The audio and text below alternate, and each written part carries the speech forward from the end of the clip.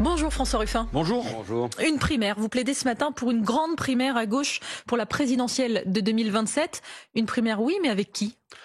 D'abord, pourquoi la primaire? C'est pas seulement une primaire de départage pour regarder de qui sera le candidat à la présidentielle. Je pense que l'essentiel aujourd'hui dans le pays et à gauche, c'est un sentiment de découragement, de résignation, d'abattement. Comment on en sort? Comment on fait pour que les 9 millions de personnes qui sont allées voter à gauche aux dernières élections législatives se disent bon, on va un peu tenir compte de ma voix, je me remets sur un chemin, on rouvre l'espoir. Il me semble que je parle de primaire geyser, vous savez, comme on fait surgir l'énergie qui existe en dessous, parce qu'elle existe encore cette énergie, une primaire de débordement qui fasse qu'on retrouve du populaire, qu'on retrouve le peuple et qu'on retrouve le peuple de gauche. Sauf pour que ça fasse geyser, il faut qu'il y ait des candidatures qui intéressent, qui stimulent le débat public. Vous mettez qui là-dedans? Oui, je mets tout le périmètre du nouveau Front populaire de Poutou à Hollande. Et ça sera le moment peut-être pour que soit tranché qu'est-ce qu'on veut pour le pays. Est-ce qu'on veut juste une politique d'accompagnement du marché avec quelques pansements comme ça se fait depuis 40 ans,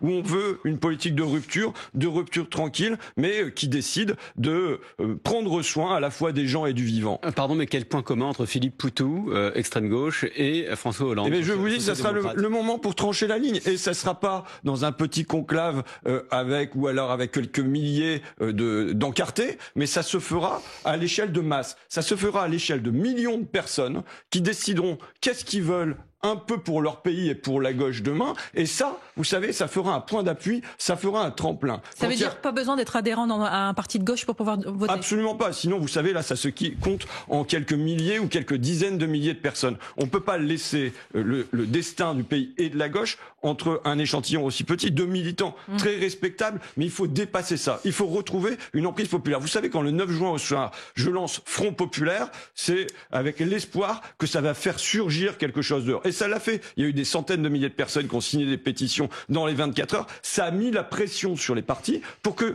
cette union, elle existe. Et de la même manière, je suis convaincu qu'aujourd'hui, il y a un désir profond. Autant il y a des partis... Sauf que là, il y a une énorme différence. On parle de l'élection présidentielle, François Ruffin, et de Hollande à Poutou, il y a Jean-Luc Mélenchon.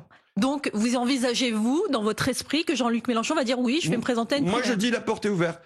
Si Jean-Luc Mélenchon et les Insoumis souhaitent venir, tant mieux, on sera plus fort ensemble. Même si vous avez dit avoir eu un désaccord moral, mais j'ai plein de désaccords avec plein de désaccords avec plein de monde, mais là ce seront les électeurs qui trancheront qui doit les représenter. Et à l'arrivée, il y aura un candidat qui sortira beaucoup plus fort de ça pour se donner une chance de gagner. Parce que là, faut pas rigoler. Mais la chance de gagner, pardon, je reviens parce que l'expérience nous donne des chiffres. 22%. À la dernière présidentielle, c'est Jean-Luc Mélenchon tout seul. Il n'a pas eu besoin de passer par une primaire. Donc franchement, quel est son intérêt de vous suivre? Écoutez, aujourd'hui, je parle de l'intérêt de Jean-Luc Mélenchon, je parle de l'intérêt de la gauche et de l'intérêt du pays et de l'intérêt des gens.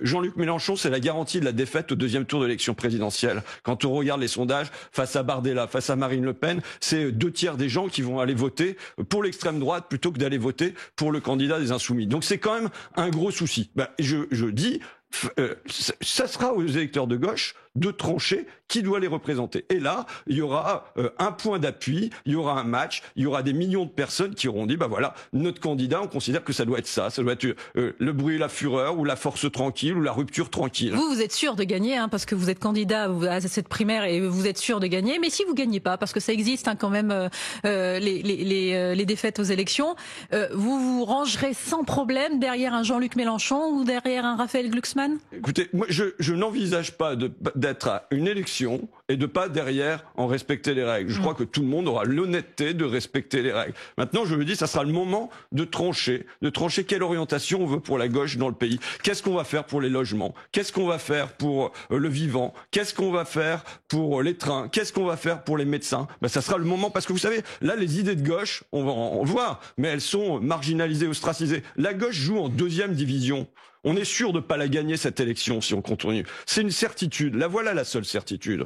Là, c'est se donner une chance, et c'est pas comme si j'en étais un partisan depuis des siècles et des siècles, mais compte tenu de la situation présente, c'est de donner une chance de jouer en Ligue des Champions. Cette annonce, vous l'avez faite hier soir à 18h, est-ce que vous avez reçu des coups de fil de personnalités susceptibles de participer à cette primaire depuis? Je reçois des SMS, mais vous savez, c'est un processus qui va s'enclencher dans la durée. Il va y avoir une réunion, on le sait, avec Lucie Castet, il va y avoir des réactions des différents partis, il y en a d'autres qui ont leur congrès, donc tout ça, je ne prétends pas que du soir au matin, ça va, tout va s'enclencher. C'est pas vrai, ça se passe pas comme ça. Je le redis, on a réussi le nouveau Front populaire, alors que des partis dedans n'en voulaient pas. Hein. Ils voulaient pas de cette union, ils voulaient la division. On l'a réussi en 4 jours. En 4 jours, on a réussi à avoir une base de programme commun, on a réussi à avoir une candidature par circonscription en 4 jours. Pourquoi? Parce qu'il y a eu la pression populaire. La seule chose auquel je crois, moi, mais depuis des années, c'est est-ce qu'on a le peuple qui rentre dans un processus politique ou pas? Oui, d'accord. En fait, François Ruffin, vous vous basez sur le NFP là depuis tout à l'heure,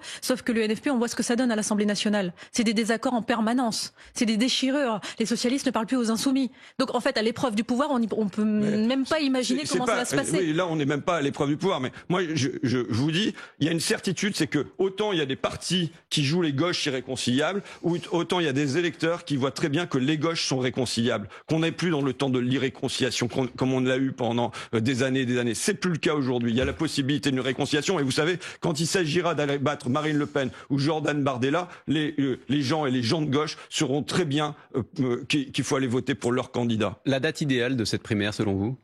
Traditionnellement, vous savez, moi, j'invente pas grand-chose sur les modalités que je propose. Je propose que les candidats se déclarent après les élections municipales au printemps 2026, que l'élection se déroule à l'automne 2026, qu'on ait du temps pour mener une campagne. Pourquoi? Parce qu'il faut aller chercher les gens. Moi, je veux que l'auxiliaire de vie qui se fatigue, que le cariste de Martigues, que le métallo d'Arcelor, que la femme de ménage d'Amiens Nord, elles se sentent concernées parce que il faut qu'elles se disent avec eux, avec lui, notre vie va un peu changer. On aura un meilleur salaire, on vivra mieux, il y aura une protection de notre industrie. Je veux que les gens se sentent engagés dans ce processus-là, qu'on rallume l'espoir. Il y a un sujet sur lequel vous allez devoir plancher, François Ruffin, en vue de 2027 aussi, parce que le sujet est très important. Un conseil de défense se tient ce matin autour d'Emmanuel Macron à l'Élysée, avec à l'ordre du jour la publication d'un rapport sur l'état de la menace que fait peser le mouvement islamiste des frères musulmans sur la France. C'est inédit parce que d'habitude, un conseil de défense, c'est pour les attentats ou la guerre en Ukraine. Que ce sujet-là des frères musulmans s'invite à l'Élysée, c'est une bonne chose? D'abord, vous dites il va falloir y plancher. C'est pas comme si je planchais pas sur la question de la laïcité depuis des années et des années. La laïcité, c'est à la fois permettre que tous les croyants dans notre pays soient protégés dans leur foi, puissent pratiquer, et de l'autre côté que la foi reste à sa place et qu'elle n'envahisse pas le champ de la République. Et il y a une question évidente avec les frères musulmans qui ont pour objectif de séparer les musulmans du pays, de séparer les musulmans de la nation, de séparer les musulmans de la République et faire qu'il y ait une loi qui soit au-dessus de ça. Est-ce que vous en êtes témoin dans votre circonscription de la Somme? Moi, ce dont je suis témoin, et je veux dire que le rapport contient des choses intéressantes, à la fois dans ses points de vigilance et dans ses recommandations. Parce que dans les recommandations du rapport, ils disent qu'il faut une action de terrain de longue haleine, le retour de l'État, du réseau associatif. Moi, je ne cesse dans ma ville, dans ma circonscription, de plaider pour que les piliers qui existent dans les quartiers, les associations, les services publics, ne soient pas fragilisés, mais soient renforcés. Or, ce qui se passe depuis des années, c'est que ces gens qui ont le courage, parce que quand on est élu d'une commune de banlieue, quand on est dans un centre social, qu'on le préside, qu'on le dirige, qu'on y éduque, qu'on y travaille, et que on est dans un environnement qui peut déjà être compliqué, et que en plus on a l'État qui vient pas vous appuyer, mais en fait vous minez, parce que c'est le plan Borloo qui tombe à l'eau, parce que ce sont les contrats adultes relais qui sont supprimés, parce que c'est la politique de la ville dont les crédits baissent d'année en année. Eh ben, ça vous encourage pas. Il faut que la République, via ses services publics, justement, l'État via ses services publics, soit au plus près des habitants. C'est ce que vous dites. Il faut rouvrir un espoir qui soit à la fois un espoir individuel, c'est-à-dire que les jeunes soient attirés vers autre chose. Vous savez que c'est c'est déjà le même discours que je tenais au moment du narcotrafic. Parce que, au fond, c'est le même souci. C'est qu'est-ce qui reste quand l'État se retire. Eh ben, je pense que l'État ne doit pas se retirer. Mais ça mérite un conseil de défense aujourd'hui, François Ruffin? Je vais vous dire autre chose. Je crois à la loi de 1905, à toute la loi de 1905, rien qu'à la loi de 1905. Et la loi de 1905, elle permet, dans son article 31, 34, 35, elle permet quoi? Elle permet d'avoir une politique pénale sur la laïcité. C'est-à-dire qu'elle permet au garde des Sceaux de dire, ben là, il y a des atteintes à la laïcité.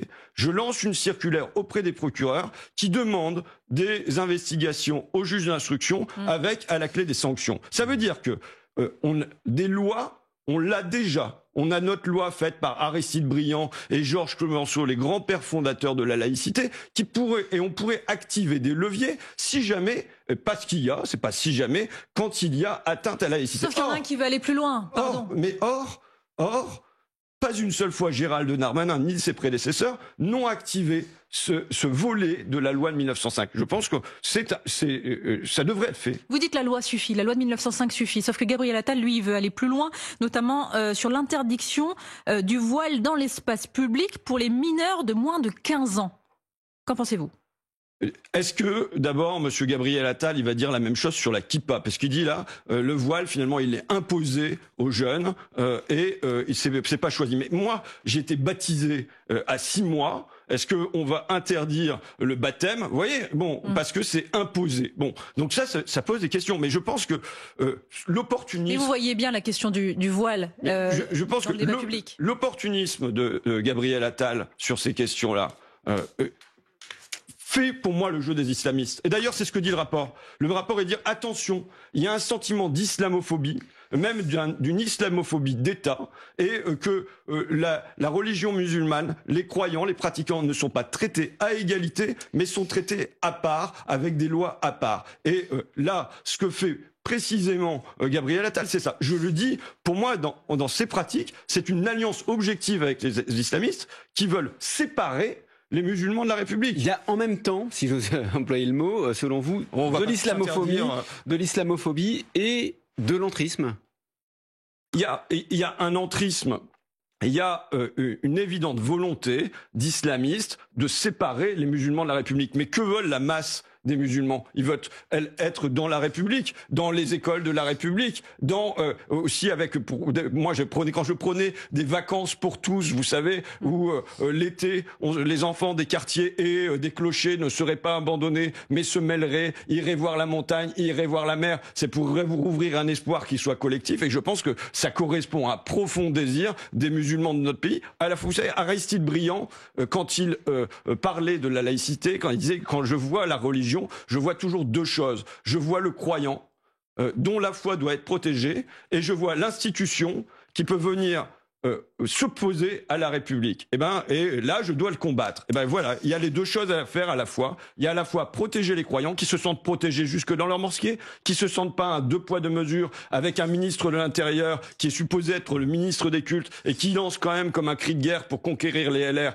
à bas le voile. Enfin, est-ce qu'on imagine Georges Clemenceau ou Aristide Briand crier à bas la calotte quand ils étaient ministres? C'est impensable. Donc là, il y a une pratique depuis le sommet de l'État qui stigmatise et qui, évidemment, renforce en contrepoint un sentiment d'être victime et qui contribue à séparer les musulmans de la République. C'est de cette spirale infernale, avec des alliés objectifs, qu'on doit sortir. François Ruffin, député de la Somme et candidat à cette primaire, donc vous nous détaillez tout à l'heure sur France Info. Vous êtes avec nous jusqu'à 9h. On vous retrouve juste après le fil info de 8h46. Maureen Suignard. Le choc au Lavandou dans le Var, un orage et une brusque montée des eaux a ravagé une partie de la commune hier. Sur France Info, le maire du Lavandou estime que les dégâts pourraient atteindre plusieurs dizaines de millions d'euros. 2 personnes sont mortes, un couple d'octogénaires et une 3e victime a été signalée à Vaudoban. Pour Israël, l'Union européenne est dans une incompréhension totale de la réalité. L'UE va réexaminer son accord d'association avec l'État hébreu, un accord qui fait de l'Union le premier partenaire commercial d'Israël. La pression pression internationale s'intensifie sur le pays qui poursuit son offensive militaire sur Gaza. Les Émirats arabes unis affirment ce matin avoir conclu un accord avec Israël pour permettre la livraison d'aide humanitaire urgente à la bande de Gaza. En Ukraine, des frappes russes sur un terrain d'entraînement militaire ont fait 6 morts ces dernières heures. De son côté, Moscou accuse Kiev d'avoir mené une vaste attaque de drones. Cela vous dérange peut-être plusieurs fois par jour, le démarchage téléphonique. Les sénateurs se prononcent aujourd'hui sur une proposition de loi sur le sujet. Un texte assez consensuel qui entend interdire à partir d'août 2026 les appels intempestifs commerciaux si le consommateur n'a pas donné son consentement. France Info. Le 8-30 France Info, Jérôme Chapuis, Salia Drapia. Et toujours avec le député de la Somme, Picardie Debout, c'est le nom de votre parti, François Ruffin. On va parler de la loi fin de vie. L'examen du texte sur l'aide à mourir a commencé cette semaine à l'Assemblée nationale. Il doit être voté la semaine prochaine. Peut-être d'abord, avant de parler du fond, on parlait du fait religieux. Les représentants des cultes ont fait conjointement, publiquement, part de leur opposition à ce texte la semaine dernière. Est-ce qu'ils sont dans leur rôle ? Pour moi, sur ce débat, toutes les convictions sont respectables. Et que les institutions religieuses émettent un vœu à cette occasion ne me choque pas particulièrement. Mais qu'ils cherchent à mobiliser les fidèles.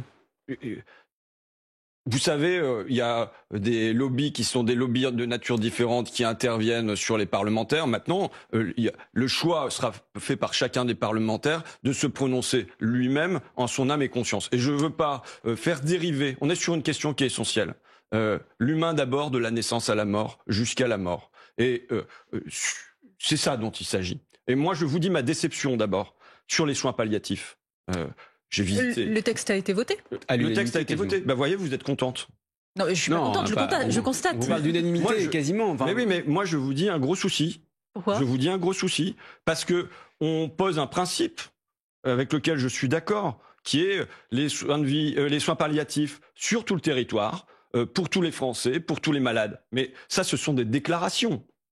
Derrière, il faut les moyens. C'est la même chose sur le handicap. On a des grandes déclarations, mais derrière, il faut les moyens. Pardon, c'est la même chose. J'imagine que vous, en tant que législateur, vous vous assurez aussi qu'il y ait les moyens derrière. Je peux vous dire que les moyens n'y sont pas. Donc, je peux vous l'affirmer. D'accord ? Pourquoi ? Parce qu'aujourd'hui, on a un malade sur 2 en fin de vie qui aurait besoin de soins palliatifs et qui n'y a pas accès. Vous savez que c'est 19 départements où il n'y a rien du tout. Que la France est en queue de classement sur les soins palliatifs. Le ministère de la Santé a annoncé un effort particulier. 100 millions, cet effort n'est pas du tout à la hauteur. Là, vous allez donner des arguments aux personnes qui s'opposent au texte sur la fin de vie, sur l'aide à mourir. Mais est-ce que vous pouvez m'entendre d'abord sur si on a le désir commun que vous-même, que vos parents, jusqu'au fil de leur existence, soient traités avec dignité et accès aux soins palliatifs, entendez qu'il faut des moyens derrière. Il faudrait au moins un doublement des moyens, puisqu'il y a la moitié des malades qui n'y ont pas accès. Or, c'est même pas ce qui est prévu à l'horizon 10 ans.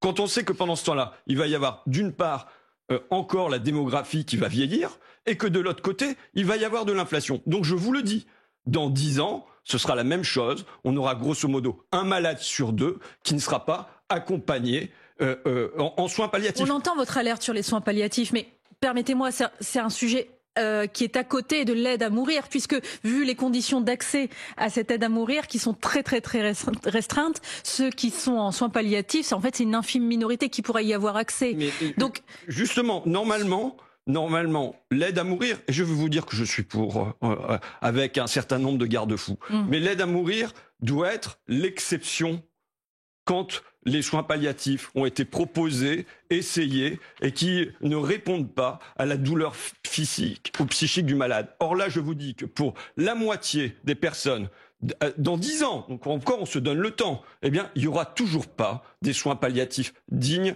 qui seront offerts. Parce que les budgets ne sont pas là. Parce qu'on ne peut pas avoir des grandes déclarations de principe et ensuite des budgets qui ne sont pas à la hauteur. Moi, je vous dis sinon que... et ça fait le lien pour moi avec toute une absence de ces dernières années, qui est un gros projet de loi grand âge. Il faudrait assurer aux personnes âgées, qui sont évidemment de plus en plus nombreuses, qu'elles pourront vieillir dignement à leur domicile ou en établissement, qu'elles n'auront pas de soucis pour payer et que quand elles devront aller à l'hôpital, elles seront bien traitées jusqu'au fil de leur existence. Donc moi, je demeure toujours pour c'est l'un de nos grands défis, c'est le défi démographique, parce qu'il y a un vieillissement du pays. Or, on ne planifie pas ça, on n'organise pas ça. Au contraire, on le laisse de côté sans loi grand âge. Maintenant, je vais vous répondre parce que je suis pas là pour fuir la question de la démographie, mais je redis, ça doit être l'exception des exceptions. Ça doit être, on sait que par exemple dans le cas de la maladie de Charcot, chez moi à Amiens, et je l'avais reçu à ma maison, Loïc Rézibois, qui exprimait une immense souffrance parce qu'il pouvait plus bouger, parce qu'il était condamné et il demandait à avoir droit à cette aide à mourir et il a fait un appel à ça auquel on ne peut pas rester insensible. Donc quand c'est bien encadré, comme le souhaite la loi, quand c'est dans le cas d'une affection grave, incurable, avec le diagnostic vital qui est engagé, quand ça se fait avec une décision éclairée, réitérée à la demande du patient, j'y suis favorable, mais de manière encadrée. Je le dis, parce que le risque sinon, c'est de glisser de choix individuels, en fait, à des choix contraints, parce que les soins palliatifs ne sont pas au rendez-vous. Autre actualité, François Ruffin, la semaine dernière, ArcelorMittal, qui prévoit toujours la suppression de 636 postes en France, a annoncé son intention d'investir plus d'1 milliard d'euros, 1,2 milliard à Dunkerque, pour construire un premier four électrique pour décarboner son industrie, intention qui doit se concrétiser par une décision ferme après l'été. Est-ce que c'est un premier pas décisif, comme le dit le ministre de l'Industrie ? En l'état, absolument pas. C'est une intention. C'est au conditionnel, c'est dans un avenir extrêmement incertain. Et j'ai fait le catalogue hier devant le PDG d'ArcelorMittal France de toutes les promesses successives qu'ils ont effectuées et qui n'ont pas été tenues. Et par ailleurs, même ce projet-là, il réduit, puisqu'il devait y avoir un four électrique à Dunkerque, un autre à Fos-sur-Mer, et qu'à Dunkerque, il devait y avoir un deuxième projet qui, là, n'apparaît plus, tout comme n'apparaît plus Fos-sur-Mer. Ça veut dire quoi ? Vous n'avez pas confiance en fait en ArcelorMittal ?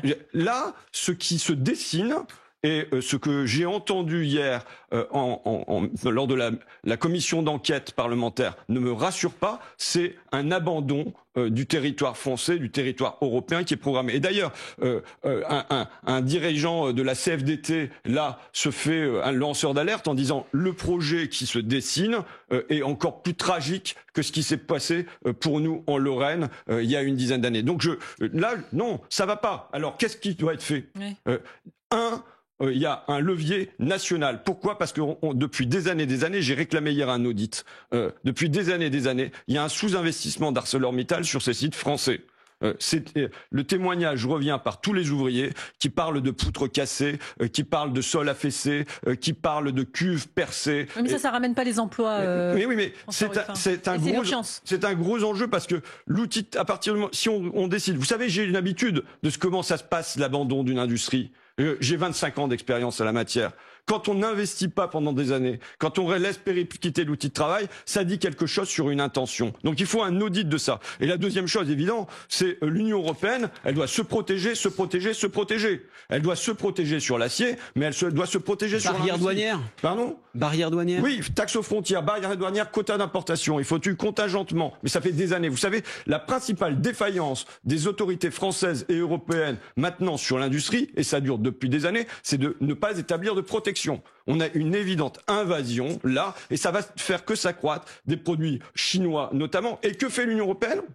Son choix là, c'est de dire on va signer de nouveaux accords de libre-échange avec l'Inde, avec la Malaisie, avec le Vietnam. Mais vous savez pourquoi ? Parce que si vous dites barrière douanière, l'Union européenne, elle craint des mesures réciproques et donc de la perte d'emploi au bout du compte. L'Union européenne, elle doit sortir de sa doxa du libre-échange. Parce que c'est ce qui tue l'industrie depuis 40 ans. Et vous voyez au point où on est, avec des choses qui sont complètement aberrantes. On a donné des millions d'euros pour construire des usines de masques, et derrière les usines de masques, elles ferment. Pourquoi ? Parce que 99,6% des masques sont produits en Chine. Donc il y a un choix. Soit on veut retrouver notre souveraineté. Et moi je dis pas qu'il faut relever les barrières tous azimuts. Je demande à ce qu'il y ait un plan, qu'il y ait un plan décent, qu'on identifie les 100 produits, et moi je mets en dedans les aliments, je mets les médicaments, je mets l'armement, qu'on identifie les 100 produits qui sont des produits clés, que là on veut protéger, sur lequel on a une stratégie à la fois industrielle et une stratégie commerciale. Or aujourd'hui, il y a zéro stratégie. Et c'est les gars d'Arcelor, mais pas seulement, qui vont souffrir, parce que maintenant ce sont les patrons d'Arcelor, ce sont les patrons de Valeo, ce sont les patrons de la mécanique automobile, ce sont les patrons de la chimie qui disent il faut se protéger. Donc il y a une urgence. Emmanuel Macron, pendant la crise du Covid, avait dit que déléguer à d'autres notre souveraineté était une folie. Et bien on est toujours dans cette folie. Il faut en sortir. Pour terminer, François Ruffin, l'actualité internationale avec ce qui se passe au Proche-Orient, la situation à Gaza qui scandalise la plupart de la classe politique en France. Marine Le Pen, elle, estime qu'Israël fait ce qu'il peut dans une situation extrêmement difficile. On a un pays qui est affamé, 2 millions de personnes qui souffrent. On a des risques génocidaires, un génocide qui est en cours. On a des bombardements qui, la nuit dernière, ont encore fait une centaine de morts.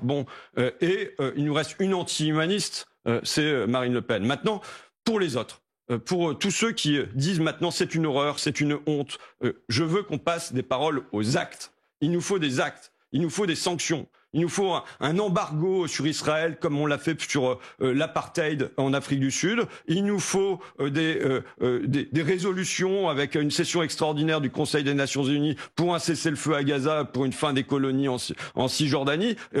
Voilà, il faut qu'on interdise l'entrée sur le territoire européen des alliés qui soient sportifs, qui soient culturels, qui soient politiques de Benjamin Netanyahou. Vous savez que moi, pour aller en Israël, je me suis fait refuser mon visa parce que je voulais y rendre visite à la fois aux amis de gauche israéliens qui existent et évidemment aux amis palestiniens. Ils nous ont interdit le visa. Qu'on leur fasse la même chose. Et vous savez, on ne peut pas être dans un deux poids deux mesures avec d'un côté la méchante Russie de Vladimir Poutine sur lesquels on en est au 17e train de sanctions et un an et demi après les massacres perpétrés par Benjamin Netanyahou, être toujours à zéro train de sanctions sur monsieur Netanyahou et ses alliés. François Ruffin, on ne peut pas poursuivre puisqu'il est déjà 8h59. Merci d'avoir été l'invité de France Info ce matin. Dans un instant, les informés, Salia Braclia et Renaud Dely.